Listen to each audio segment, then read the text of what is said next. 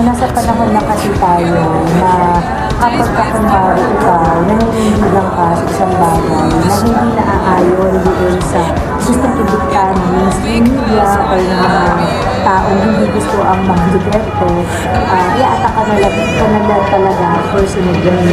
So, you have to stand your ground and kailangan mag-aral na mabuti, alamin ang totoong mga nangyayari sa mga issue, huwag basta-basta maniwala sa sinasabi ng mainstream media, ng social media, at ng iba pang mga kaibigan mo na galit lang sa mga Duterte. You have to be very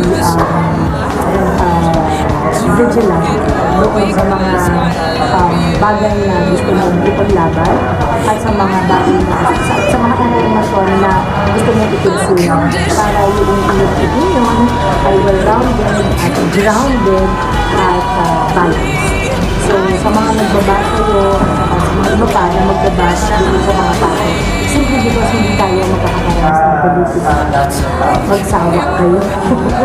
Magsawa kayo hanggang gusto ninyo. Alibas kayo, bahala kayo sa buhay ninyo. But for me, it goes.